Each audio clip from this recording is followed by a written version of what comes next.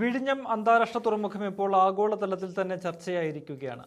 പദ്ധതിയുടെ നിർമ്മാണ കമ്പനിയായ അദാനി വിഴിഞ്ഞം പോർട്സ് പ്രൈവറ്റ് ലിമിറ്റഡ് തങ്ങളുടെ ഓഹരിയുടെ 49% യൂറോപ്യൻ കമ്പനിയായ MSCക്ക് വിൽക്കാനുള്ള നീക്കം നടത്തിയത് വിവാദമായി മാറിക്കഴിഞ്ഞു. ഈ വിഷയത്തിൽ മുഖ്യമന്ത്രി വി ഡി സതീശൻ സർക്കാരിന്റെ നിലപാട് വ്യക്തമാക്കിയെങ്കിലും പ്രതിപക്ഷം വിമർശനം തുടരുകയാണ്. ഈ ഘട്ടത്തിൽ MP ശശി തരൂർ ഈ വിഷയത്തിൽ ശക്തമായ നിലപാടുമായി രംഗത്തെത്തിയിരിക്കുകയാണ്. സർക്കാരിന്റെ മുൻകൂർ അനുമതി വാങ്ങാതെയുള്ള ഓഹരി കൈമാറ്റത്തെ വിമർശിക്കുകയാണ് തരൂർ. ഇങ്ങനെയൊരു കാര്യത്തിന് ഗവൺമെന്റ് ക്ലിയറൻസ് ഉണ്ടാകണം. സംസ്ഥാന സർക്കാരും കേന്ദ്ര സർക്കാരും അനുമതി കൊടുത്തതിന് ശേഷമേ ഓഹരി കൈമാറ്റം സാധ്യമാകൂ. ഇക്കാര്യം മുഖ്യമന്ത്രി തന്നെ വ്യക്തമാക്കിയിട്ടുണ്ട്. സംസ്ഥാനമാണ് ഭൂമി കൊടുത്തിരിക്കുന്നത്, അതുകൊണ്ട് തന്നെ നമുക്ക് നമ്മുടേതായ താല്പര്യമുണ്ട്. തുറമുഖം നിർമ്മിക്കുമ്പോൾ എല്ലാ ഷിപ്പിംഗ് കമ്പനികളും ഉപയോഗിക്കണം എന്നതാണ് ഉദ്ദേശിച്ചിരുന്നത്. രാജ്യസുരക്ഷയുമായി ബന്ധപ്പെട്ട വിഷയമുള്ളതിനാൽ കേന്ദ്ര സർക്കാരിന്റെ നിലപാടും നിർണായകമാണ്. അതിനാൽ സർക്കാരിന്റെ അഭിപ്രായം ചോദിക്കാതെ ഒരു തീരുമാനവും എടുക്കരുത്.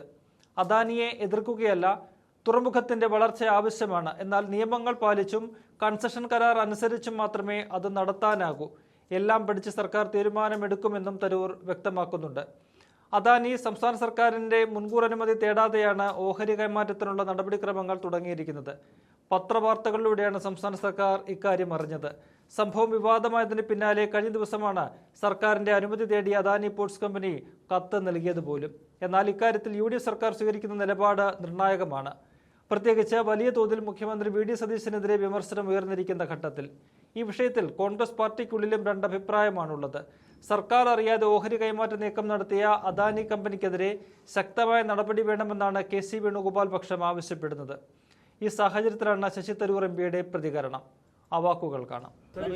വിഴിഞ്ഞം വിഷയത്തില് ഇപ്പൊ സർക്കാരിന്റെ തീരുമാനമില്ലാണ്ട്, പിന്തുണയില്ലാണ്ട് അദാനി ഗ്രൂപ്പ് നേരിട്ട് ഓഹരി കൈമാറ്റത്തിന് ശ്രമിക്കുന്നു എന്നൊരു ആക്ഷേപം ഉയർന്നിട്ടുണ്ട്. നിങ്ങളൊരു പക്ഷേ എൻ്റെ ട്വീറ്റ് കണ്ടിട്ടുണ്ട്. ഈ വാർത്ത വന്ന ഉടനെ ആ സമയത്ത് തന്നെ ട്വീറ്റ് ഇറക്കിയപ്പോൾ പറഞ്ഞു, എൻ്റെ അറിവിൽ ഇങ്ങനെ ഒരു കാര്യത്തിന് ഗവൺമെൻറ് ക്ലിയറൻസ് ഉണ്ടാവണം. അതിൻ്റെ അർത്ഥം സംസ്ഥാന സർക്കാരും കേന്ദ്ര സർക്കാരും രണ്ടും അവർ അഭിപ്രായം പറഞ്ഞ ശേഷം ക്ലിയറൻസ് കൊടുത്ത ശേഷം മാത്രമേ നമുക്ക് ഇങ്ങനെയൊരു സെയിൽ ഓഫ് ഷെയർസ്, ഒരു ട്രാൻസ്ഫർ ഓഫ് ഷെയർസ് അംഗീകരിക്കാൻ സാധിക്കുള്ളൂ. അതാണ് സാധാരണ നിയമപ്രകാരം. അതന്നെ ഇപ്പോഴും ശ്രീ പിണറായി വിജയനും ശ്രീ വി ഡി സതീശൻ രണ്ടാളും പറഞ്ഞിരിക്കുന്നത് തന്നെയാണ്. അപ്പോൾ എൻ്റെ അഭിപ്രായത്തിൽ ഇനി ആ പ്രോസസ്സ് നടക്കട്ടെ.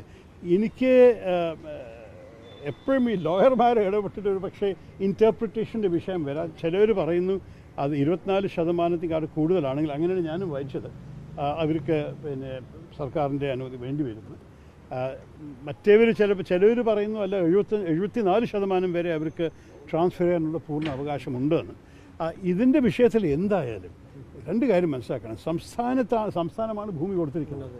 അതിനർത്ഥം നമുക്കൊരു വെസ്റ്റഡ് ഇൻട്രസ്റ്റ് ഉണ്ട് ഇതിൽ.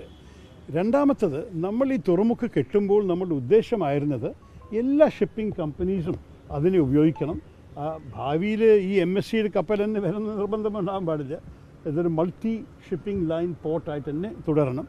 അതുപോലെ തന്നെ നമ്മളുടെ കേന്ദ്ര സർക്കാരിലൊരു ചിന്ത എപ്പോഴും ഉണ്ടാവുന്നത് നാഷണൽ സെക്യൂരിറ്റി വിഷയങ്ങളാണ്. നിങ്ങൾ ഒരു പക്ഷേ ഓർമ്മിക്കുന്നുണ്ടാവും, ഈ വിഴിഞ്ഞം തുറമുഖൻ്റെ ടെൻഡർ അപ്രൂവൽ തുടങ്ങുന്ന മുമ്പ് 3-4 നേരത്തെ ബിഡുകൾ ഫെയിൽ ചെയ്തിട്ടുണ്ടായിരുന്നു. കാരണം അതിൽ ചൈന കമ്പനീസിൻ്റെ ഇൻവോൾവ്മെൻറ്റ് ഉണ്ടായ കാരണം കേന്ദ്ര സർക്കാർ, അത് BJP സർക്കാർ മാത്രമല്ല കോൺഗ്രസ് സർക്കാരും ആ സമയത്ത് ആ അപ്രൂവൽ കൊടുത്തിട്ടുണ്ടായിരുന്നില്ല. അതുകൊണ്ട് ഇങ്ങനെ വലിയൊരു തുറമുഖൻ്റെ വിഷയത്തിൽ സർക്കാരിൻ്റെ അഭിപ്രായം ചോദിക്കാതെ ഒരു കാര്യത്തിന് ഫൈനലായി എടുക്കരുതെന്നാണ് എൻ്റെ അല്ലല്ല ആരും എതിർക്കുന്നില്ല. നമ്മൾക്ക് ഈ തുറമുഖൻ്റെ വളർച്ച ആവശ്യമുണ്ട്, അതിനെക്കുറിച്ച് ഒരു സംശയമില്ല. ഞാൻ അതിന് വേണ്ടി ഒരു 15 വർഷമായി സംസാരിക്കുന്നു.